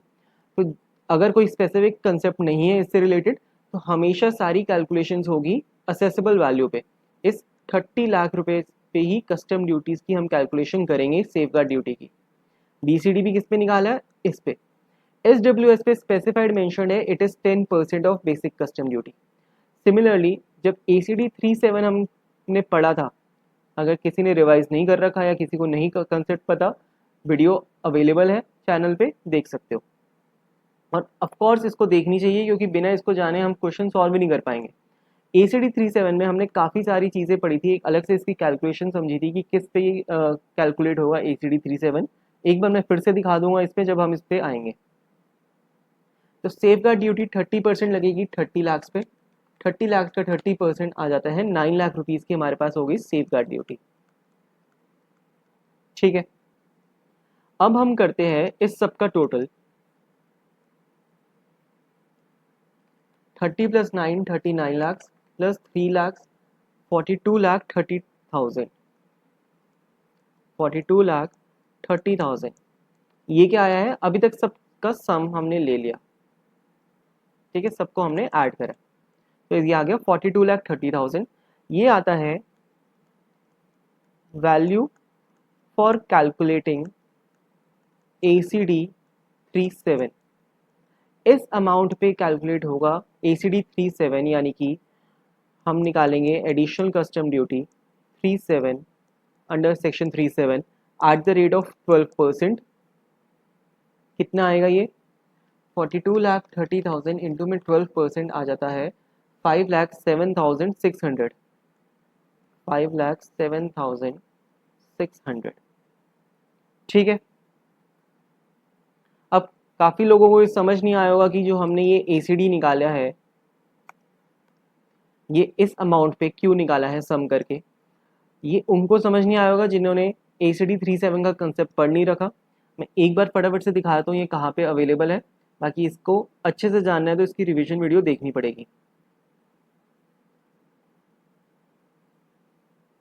एक सेकेंड मैं निकाल लेता हूँ इसे। हाँ, तो ये देखो, वैल्यू फॉर ACD 37, यानी कि ACD 37 हमें किस पे कैलकुलेट करना होता है? असेसेबल वैल्यू लेते हैं अंडर सेक्शन 14, जो यहाँ पे दे रखी थी 30 लाख की। BCD SWS भी लेना है, फिर और कोई ड्यूटीज़ है वो सब भी लेनी है। सेफ गार्ड ड्यूटी ये मेंशन है, इसको भी हमने लेना है। फिर जो वैल्यू आएगी उस सबके सम को, उस पे हम निकालेंगे अपना IGST यानी कि ACD 37। ठीक है, इसको ज़्यादा डिटेल में जानना है तो पहले ही बता चुका हूँ, एक बार रिवीजन वीडियो देख लो, चाहे मेरी या किसी और की, बट कंसेप्ट पता होना चाहिए। ठीक है, चलते अपने क्वेश्चन की तरफ फिर से। तो ये हमने निकाल दी सारी ड्यूटी। अब क्वेश्चन ने पूछा था कि determine the custom duty payable, हमें कितनी कस्टम ड्यूटी पे करनी है। तो कस्टम ड्यूटी में हमने सबसे पहले तो एक BCD पे करा है 3 लाख का। ठीक है, दिस इज ए, ये इसको नंबर 1। फिर हमने SWS पे करा है नंबर 2 30,000 का। एक सेफ गार्ड ड्यूटी भी हमारी लग रही है, और एक लग रही है ACD 37। टोटल 4 तरीके की ड्यूटीज लग रही है।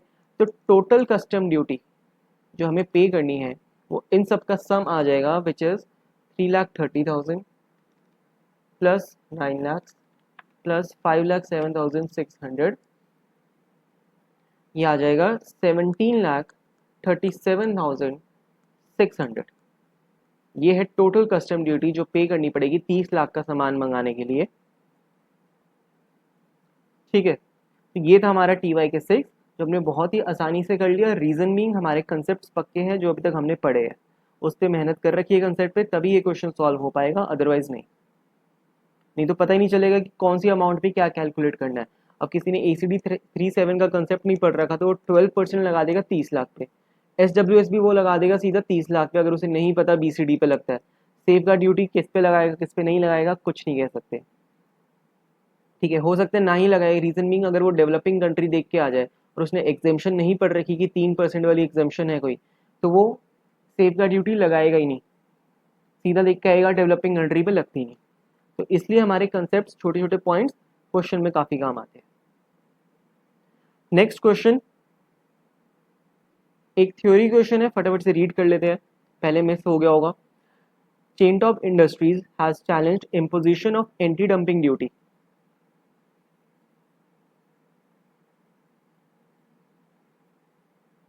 retrospectively on the grounds that it is unconstitutional.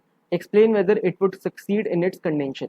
कह रहा है कि इस कंपनी पे एंटी डंपिंग ड्यूटी लग गई, बट रेट्रोस्पेक्टिवली। अब हमने जब कंसेप्ट पढ़े थे, ऐसा तो कुछ हमने पढ़ा नहीं था रेट्रोस्पेक्टिव एंटी डंपिंग ड्यूटी से रिलेटेड, बट हमने देखा था काउंटर वेलिंग ड्यूटी, उस पर रेट्रोस्पेक्टिव लग सकता है। एक बार मैं दिखा भी देता हूँ, हो सकता है याद ना हो, छोटा सा पॉइंट था।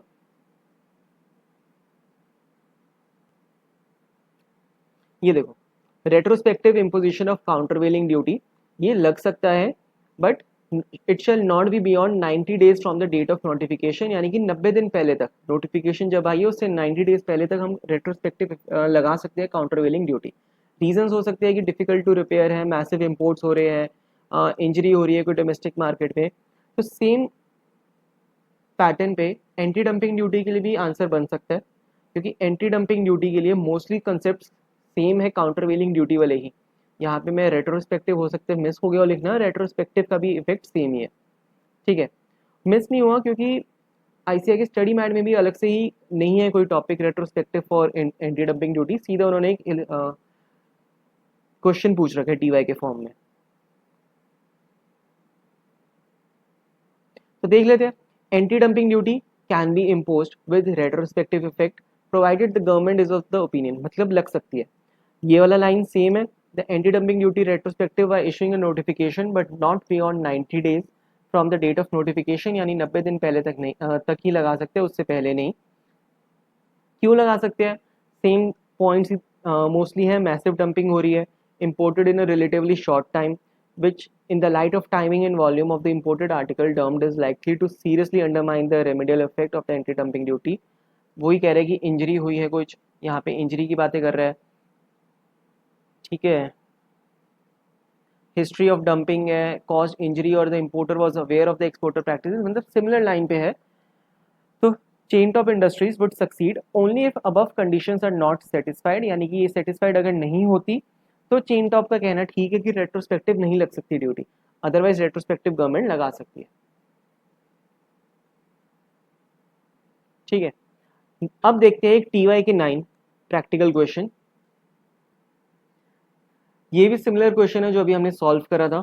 Let's see, Determine the total duties payable under the Customs Act if Mr. Rao imported rubber from Malaysia at a landed price which is exclusive of duties.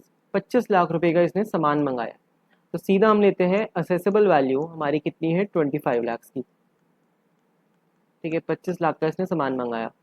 It has been notified by CG that the share of imports of rubber from a developing country against the total imports of India exceed 5%, यानी कि 5% से ज़्यादा जा रहा है। हमने देखा था सेफ गार्ड ड्यूटी कब नहीं लगती, जब 3% से ज़्यादा चला जाए। तो safe guard duty notified on this product is 30%, इस पर सेफ गार्ड ड्यूटी लगेगी एट द रेट ऑफ 30%। और सेफ गार्ड ड्यूटी लगती है असेसेबल वैल्यू पे, यानी कि 25 लाख का 30% आ जाता है 7.5 लाख रुपए। ठीक है, ये हो गई हमारी एक ड्यूटी सेफ गार्ड ड्यूटी। फिर कहते हैं IGST 12% 37 के अंडर ACD 37, इसकी हम कैलकुलेशन कर लेंगे। BCD दे रखा है 10%, ना भी दे रखा होता तो हम 10% ही लेते हैं BCD। 25 लाख का 10% हो गया 2.5 लाख। ठीक है, फिर इस पे लगता है SWS eight the rate of 10% of BCD, तो 25,000 का आ जाएगा हमारे पास SWS। ठीक है, अब हम इसका सम कर दें तो हमारे पास आ जाएगी वैल्यू फॉर कैलकुलेटिंग ACD 37, यानी कि IGST कैलकुलेट करने के लिए हमारे पास वैल्यू आ जाएगी 25 लाख प्लस 2.5 लाख प्लस 7.5 लाख 35,25,000। इस पे निकालेंगे हम ACD 37 एट द रेट दे रखा है यहाँ पे 12%। ये है अपना IGST 35,25,000 पे 12% आ जाता है 4,23,000। ठीक है, तो ये थी हमारी सेफ गार्ड ड्यूटी एक, फिर BCD और हो गई, फिर SWS हो गया, और ये आ गया हमारा फोर्थ यहाँ पे। तो इसका सम कर देंगे तो टोटल कस्टम ड्यूटी बैठ जाएगी। सिंपल क्वेश्चन है जो हमने पहले करा था, कुछ भी इसमें चेंजेस नहीं है। ये आ जाती है टोटल ड्यूटी अपनी 14,48,000।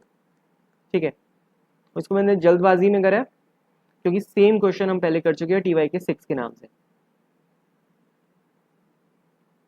अब इस क्वेश्चन में एक पॉइंट है जो मैंने समझाना है। ठीक है, यहां पे एक चीज लिखी है landed price.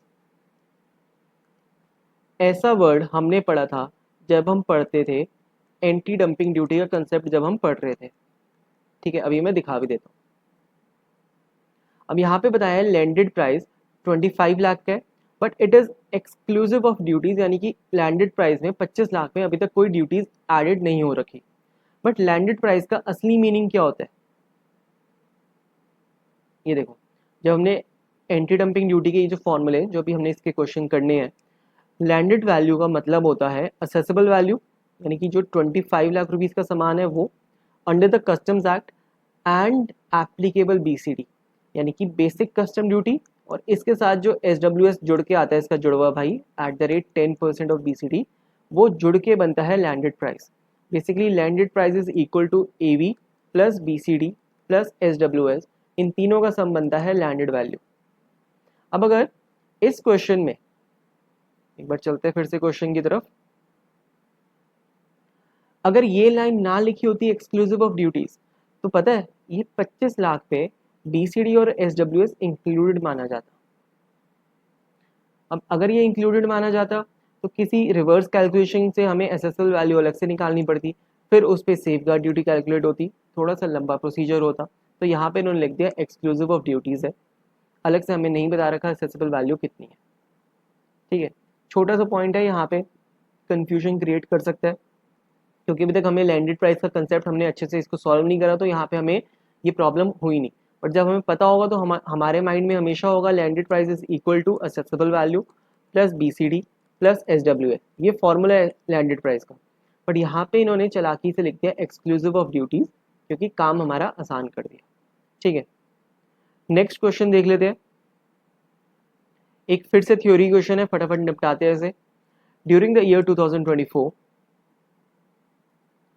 customs authorities have noticed that there is an increased quantity of product XYZ being imported into the country. कैसी quantity increased हो रही है. Determine whether central government should consider levying a safeguard duty or anti-dumping duty with appropriate reasons. Also enumerate any exemptions reliefs available from such duty. अब पूछ रहा है कि increase quantities में हमारे पास इंपोर्ट्स हो रहे हैं, तो क्या इस पे सेफ गार्ड ड्यूटी लगेगी या फिर एंटी डंपिंग ड्यूटी लगेगी. So let's see. एक बार हम दोनों के कंसेप्ट्स रीड करते हैं कि क्या कहते थे. सबसे पहले चलते हैं सेफ गार्ड ड्यूटी पे.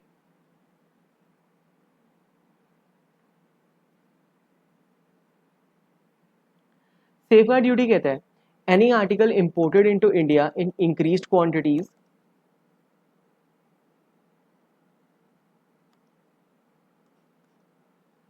And it is causing a threat to the domestic industry. तो सीजी लगा सकती है अपनी सेफ गार्ड ड्यूटी. तो इस क्वेश्चन में इंक्रीज क्वांटिटी भी तो आ रहा है सामान, तो सेफ गार्ड ड्यूटी लग सकती है. एंटी डंपिंग ड्यूटी क्या कहता है,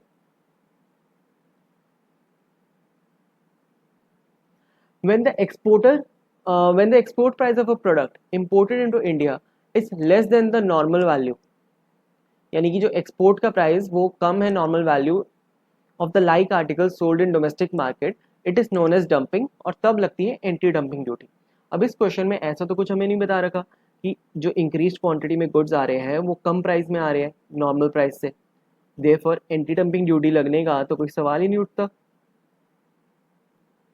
ठीक है, ये टेक्निकल पॉइंट्स है. इस ऐसे क्वेश्चन सॉल्व करने के लिए आएगा ये क्वेश्चन 2 मार्क्स के लिए, बट पूरा कस्टम्स एक्ट ही अपने 20 मार्क्स का है, तो उसमें से ये 2 मार्क्स का आता है, यानी कि 10% का तो ये क्वेश्चन ही हो गया एक. ठीक है, तो इस क्वेश्चन को अच्छे से आंसर करने के लिए हमें दोनों ड्यूटीज पता होनी चाहिए कि कब कौन सी लगती है. So in the given case, product XYZ is being imported into the country in an increased quantity. CG should consider levying safeguard duty and not anti-dumping duty. Reasons क्या है? Anti-dumping duty is imposed when any article is exported from any country to India at a less than its normal value, which is not the case here. ठीक है, यहाँ पे कुछ ऐसा नहीं बता रखा कि उससे कम प्राइस में हो रहा है. इंक्रीज क्वांटिटी में एंटी डंपिंग में भी आता है, एंटी डंपिंग में भी क्वांटिटीज इंक्रीज होती है बट उसका प्राइस भी कम होता है. ठीक है, बट क्वेश्चन हमें सिर्फ इंक्रीज क्वांटिटी की बात कर रहा है और कुछ नहीं कह रहा. However, safeguard can be imposed only when CG is satisfied that increased importation is causing threat to the serious injury in the domestic industry. यानी कि डोमेस्टिक इंडस्ट्री में इंजरी हो रही है तब हम लगा सकते हैं सेफ गार्ड ड्यूटी. अब सेफ गार्ड के एग्जाम्पशंस क्या थे? एग्जाम्पशन से एक डेवलपिंग कंट्री वाला, ये मैं रीड नहीं कर रहा, फटाफट हमने ऊपर शॉर्ट नोट्स में देख रखा है इसे. डेवलपिंग कंट्री अगर 3% या उससे कम का है, फिर अगर मोर देन 1 डेवलपिंग कंट्री, उसके लिए हमने देखा था एग्रीगेट 9% होना चाहिए. फिर safeguard duty shall not be applicable on articles imported by EOU SEZ unless it is cleared into DTA, और central government may exempt notified quantity of any article when imported from any country into India from whole part of the safeguard duty. ये एक बार read कर लेना. ठीक है, क्योंकि इतनी theory अब और पढ़ नहीं रहे, हमने कंसेप्ट में अच्छे से देखा है इसे, तो एक बार इसको फिर से रीड कर लेना. मैं इसको स्क्रीन पे लाता हूँ ताकि एक स्क्रीनशॉट लेना ले सकते हो. ठीक है, अब चलते हैं कुछ एक्स्ट्रा क्वेश्चंस पे. 2 एक्स्ट्रा क्वेश्चंस है, इसी से हमारा सॉल्व होंगे ये अपने एंटी डंपिंग ड्यूटी के क्वेश्चंस. TY के और ICA स्टडी मैट के सारे क्वेश्चंस हमारे खत्म हो चुके हैं, और ये एक्स्ट्रा क्वेश्चंस भी ऐसा नहीं है कि ICA स्टडी मैट ICA के नहीं है, ये एक नवंबर 20 एग्जाम्स का है, और दूसरा क्वेश्चन भी कहीं ना कहीं किसी एग्जाम का ही पूछा हुआ है. So let's see.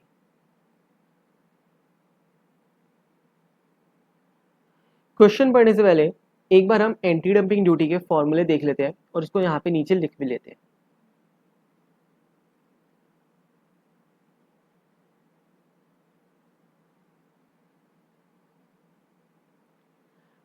तो एंटी डंपिंग ड्यूटी हमने पढ़ा था, it is lower of injury margin और मार्जिन ऑफ डंपिंग. ठीक है, सेम चीज को नीचे हम क्वेश्चंस वाले एरिया में लिख लेते हैं ताकि हमेशा क्या कहते हैं, हमेशा हमें याद रहेगा जब भी हम क्वेश्चन सॉल्व कर रहे होंगे.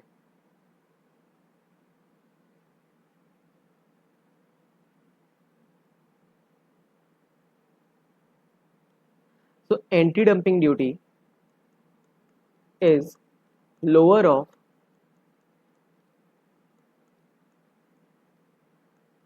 injury margin and margin of dumping. ठीक है, शॉर्ट फॉर्म में लिख लिया ताकि बस एक रेफरेंस हमें लेना है। इसके बाद दोनों के फॉर्मूले हमने देखे थे। मार्जिन ऑफ डंपिंग निकालते हैं normal value minus export price.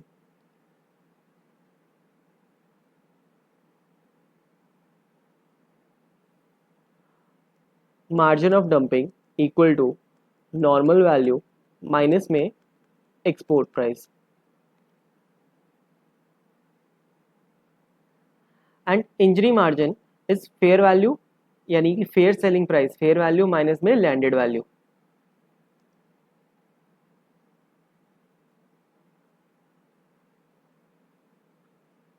Injury margin is equal to fair value less landed value. ठीक है, और कुछ है वहां पे काम का, एक बार देख लेते हैं फटाफट से, क्योंकि मेन ये फॉर्मूले काम आएंगे।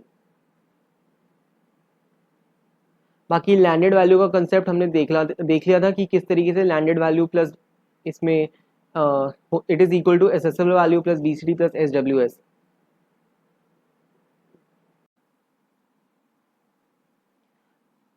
अब हम स्टार्ट करते हैं अपना क्वेश्चन। हमने फॉर्मूला यहाँ पे लिख लिया कि that anti dumping duty is lower of injury margin margin of duty. अब इन दोनों को मार्जिन ऑफ डंपिंग, अब मार्जिन इन दोनों को कैलकुलेट कैसे करना है। Margin of dumping is normal value minus में export price and injury margin is fair value minus में लैंडेड वैल्यू। ठीक है, let's see. PCB Limited has imported printed circuit boards for sale in India from country X which is liable for anti-dumping duty। यानी कि PCB India में एक company है PCB, इसने import करा है सामान कहाँ से, कंट्री X से, और इस कंट्री के सामान पे हम लगाते हैं anti dumping duty. You are provided with the following details. Company X does not sell these goods in the domestic market. अपनी डोमेस्टिक मार्केट में ये बेचती ही नहीं। अब हमने एंटी डंपिंग ड्यूटी में क्या पढ़ा था कि एक तो इंक्रीज्ड क्वांटिटी में ये सामान इंडिया में आ रहा है। ठीक है, तो इंक्रीज्ड क्वांटिटी में ये सामान इंडिया में आ रहा है, plus the price is less than the normal price which is sold in the domestic market. यानी कि लेस प्राइस पे आ रहा है। कंट्री एक्स में ये 100 रुपीज़ का बेचता है अपने डोमेस्टिक मार्केट में, तो इंडिया में ये सिर्फ 50 रुपीज़ का लेस प्राइस में बेच रहा है। बट यहाँ पे तो उसने कह दिया कि it does not sell its goods in the domestic price, domestic market, domestic में बेचता ही नहीं। अब ऐसी केस में क्या करें, हम देखते हैं इसका ऑल्टरनेटिव कि अगर किसी और कंट्री में बेचता है तो क्या प्राइस लेता है, वो उसका नॉर्मल प्राइस माना जाएगा। तो however it exports the same printed circuit board at $200 per piece to another third country. यानी कि कंट्री एक्स एक तो इंडिया को तो सामान दे ही रहा है, बट एक अनदर थर्ड कंट्री को भी दे रहा है। इसको हम ले लेते हैं थर्ड कंट्री, इसको दे रहा है 200 रुपये पर डॉलर के हिसाब से, $200 पर यूनिट के हिसाब से। तो ये बन जाएगा हमारा नॉर्मल प्राइस। आगे बढ़ते हैं।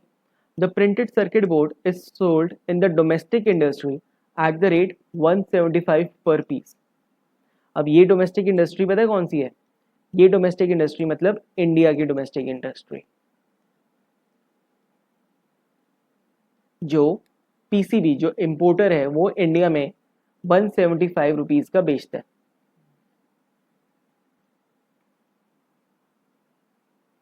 PCB Limited has imported the printed circuit board at 100 per piece।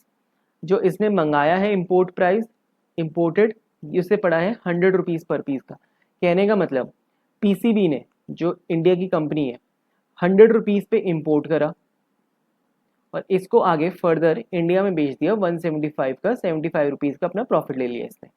और कंट्री एक्स से इसको कितने का मिला है वो अभी तक हमें नहीं बताया गया, बट कंट्री एक्स किसी थर्ड कंट्री को इसको बेचती है 200 पे।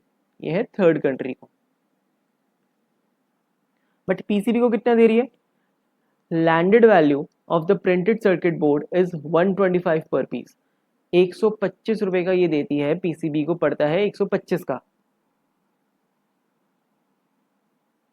यानी कि 100 का तो मंगाया था बट 125 यहाँ पे लैंडेड वैल्यू आ जाती है अपना basic custom duty plus SWS, वो है 125 का। अब क्या दे रखा है, compute the anti dumping duty payable by PCB limited for 1000 pieces of printed circuit board it has imported during the year assuming conversion rate हमें दे रखा है 75 पर यूएसडी। हमें दो चीजें निकालनी है, इंजरी मार्जिन और margin of dumping. Margin of dumping हमने ऊपर लिखा है नॉर्मल वैल्यू माइनस में एक्सपोर्ट प्राइस। नॉर्मल वैल्यू क्या होती है, जो कंट्री एक्स, जो एक्सपोर्टर है, कंट्री एक्स मान लेते हैं चाइना, चाइना से सामान आता है मोस्टली, चाइना का जो अपनी कंट्री में डोमेस्टिक मार्केट में जो चाइना बेचती है नॉर्मल प्राइस वो हमें चाहिए, बट डोमेस्टिक मार्केट में तो ये बेचती ही नहीं, तो सिमिलर थर्ड कंट्री में ये बेचती है 200 का, तो मार्जिन ऑफ डंपिंग में नॉर्मल वैल्यू आ जाती है हमारी 200 माइनस में एक्सपोर्ट प्राइस, कि एक्सपोर्ट कितने प्राइस पे कर रही है। अब देखो पीसीबी लिमिटेड ने has imported the printed circuit board at 100 per piece. अगर हम इंडिया में बैठ के 100 रुपीज़ में इंपोर्ट कर रहे हैं, तो जो एक्सपोर्ट कर रहा है वो भी तो 100 रुपीज़ में कर रहा है, $100 में। अगर पीसीबी ने 100 में इंपोर्ट करा है तो एक्स ने एक्सपोर्ट भी 100 में ही करा होगा, तो एक्सपोर्ट प्राइस कितना हो गया 100, तो मार्जिन ऑफ डंपिंग आ जाता है 200 माइनस 100, $100 आ गया अपना मार्जिन ऑफ डंपिंग। ठीक है, अब आता है इंजरी मार्जिन, यानी कि फेयर वैल्यू क्या है जो हम इंडिया में बेचते हैं। इंडिया में ये बेचता है 175 पर पीस का। Printed circuit board is sold in domestic industry at 175 पर पीस, यानी इंडिया में इसका फेयर वैल्यू है 175 का, माइनस में लैंडेड वैल्यू यहाँ पे क्लियरली हमें दे रखी है 125 की लैंडेड वैल्यू है, एंड लैंडेड वैल्यू हमें पता है क्या होता है, accessible value plus BCD plus SWS, तो 175 माइनस 125 आ जाता है 50, तो विच एवर इज लोअर आ जाता है अपना एंटी डंपिंग ड्यूटी, तो $50 की ड्यूटी हम लगाएंगे, इसको मल्टीप्लाई कर देंगे 75 पर डॉलर के रेट से, तो आ जाएगा हमारे पास अमाउंट 3750 की एंटी डंपिंग ड्यूटी लगेगी। और हमें यूनिट्स भी रखिए 1000 यूनिट्स, तो इसको हम कर देंगे 1000 से, तो ये आ जाता है 37,50,000, तो आ गया हमारे पास एंटी डंपिंग ड्यूटी 37,50,000 रुपये लगेगी। पर यूनिट की मैंने निकाली थी 3750। ठीक है, अब हम आंसर देख लेते हैं, थ्योरी में जो लिखा है वो पढ़ते रहना। सॉल्यूशन देखो, margin of dumping is normal value minus में एक्सपोर्ट प्राइस, नॉर्मल वैल्यू 200 की, एक्सपोर्ट प्राइस 100 की। कैसे लिया, 200 की नॉर्मल वैल्यू जो थर्ड कंट्री में बेच रहा है, और एक्सपोर्ट प्राइस 100 का, क्योंकि पीसीबी ने इंपोर्ट करा है तो एक्स ने एक्सपोर्ट भी करा होगा 100 का। ठीक है, injury margin 175 minus 125 which is basically fair value minus में लैंडेड वैल्यू, तो फेयर वैल्यू हमें दे रखी है 175 की, लैंडेड वैल्यू 125 की, इससे आ गया हमारे पास 50, तो विच एवर इज लोअर, तो 50 का हमारा आ जाएगा एंटी डंपिंग ड्यूटी $50 की। ठीक है, आई होप आइडिया लगा होगा कि क्या ये कहना चाह रहा है, किस तरीके से हमने सॉल्व करा है। बेसिकली एंटी डंपिंग ड्यूटी यही बता रहा है कि कितना एक्स्ट्रा हम चार्ज करें कि वो डंपिंग का इफेक्ट खत्म हो जाए, या तो प्राइजेस का डिफरेंस जो नॉर्मल एक्सपोर्ट प्राइस में, या फेयर वैल्यू और लैंडेड वैल्यू का डिफरेंस ले लो। बाकी ये वर्ड्स 2-4 बार पढ़ोगे, समझोगे, क्वेश्चन सॉल्व करोगे, तभी याद होंगे कब इंजरी मार्जिन, कब मार्जिन ऑफ डंपिंग, और इसके फॉर्मूलेज क्या है, धीरे धीरे समझ आ जाएंगे। रट्टा भी लगा लो तो बढ़िया है, क्वेश्चन सॉल्व हो जाना चाहिए बस। ठीक है, लास्ट क्वेश्चन इस चैप्टर का हम देखते हैं, एक और एक्स्ट्रा क्वेश्चन है मेरे पास, लेट्स सी। अब ये क्वेश्चन देखना, ये भी एग्जाम का क्वेश्चन है। ठीक है, इसमें थोड़ा सा दिमाग घूम सकता है, ज़्यादा नहीं, बाकी कंसेप्ट ईजी है। XYZ Limited imported goods weighing 1000 kg with CIF value of $40,000, यानी $40,000 का हमने सामान मंगाया, कितने 1000 kg, $1 हमें दे रखे 45 रुपीज़ का। तो हम निकाल सकते हैं हमारे पास जो CIF होगा इन INR कितना होगा, $40,000 मल्टीप्लाइड बाय 45। ये हमारे पास अमाउंट आ जाएगी 40,000 इंटू में 45, 18 लाख रुपीस की INR में हमारे पास अमाउंट आ गई। दिस इज CIF, यानी कि इसमें कॉस्ट इंश्योरेंस प्लस फ्रीट है। BCD दे रखे 10% और SWS भी लगेगा इस पर, तो फटाफट कैलकुलेट कर लेते हैं। ये दो चीज़ें तो हमारे लिए आसान है, BCD एट द रेट 10% और SWS eight the rate 10% of BCD। तो 18 लाख का 10% हो गया 1,80,000 और इसका 10% हो गया 18,000। ठीक है, ये दो चीज़ें तो हमने निकाल ली। अब आगे क्या कहता है, as per the government notification anti dumping duty applicable, इन गुड्स पे एंटी डंपिंग ड्यूटी लगेगी। Anti dumping duty is lower of injury margin और मार्जिन ऑफ डंपिंग। ठीक है, बट यहाँ पे इन्होंने अपना ही एक तरीका बता रखा है कि एंटी डंपिंग ड्यूटी हम किस तरीके से कैलकुलेट करें। वो कह रहे हैं ये सब चीज़ें भूल जाओ, जो भी अभी तक सीखा, injury margin, margin of dumping, सब भूल जाओ इसके फॉर्मूले, सिर्फ इस क्वेश्चन के लिए। वैसे नहीं भूलना, वैसे याद रखना है margin of dumping is normal value minus में export price, injury margin is fair value minus में लैंडेड वैल्यू। ठीक है, बट इस क्वेश्चन में इन्होंने क्या कहा है, the anti dumping duty will be equal to the difference between the amount calculated at 60 US $6 per KG and landed value of goods. कह रहे हैं कि जो भी अमाउंट आई है उसको $60 के हिसाब से लो, इसको कंपेयर करो लैंडेड वैल्यू से, और जो भी इसके बीच का डिफरेंस होगा वो होगी एंटी डंपिंग ड्यूटी। कहने का मतलब देखो, दो चीज़ें निकाल लो। लैंडेड वैल्यू हमें पता है क्या होता है, accessible value plus basic custom duty plus SWS, basically यही तीन चीज़ों का सम आ जाता है लैंडेड वैल्यू।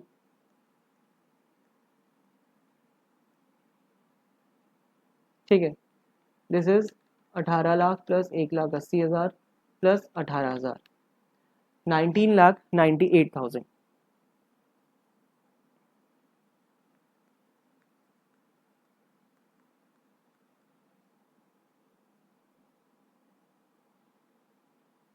ठीक है, ये आ गई लैंडेड वैल्यू। अब ये कह रहे हैं इसको कंपेयर करो विद $40,000।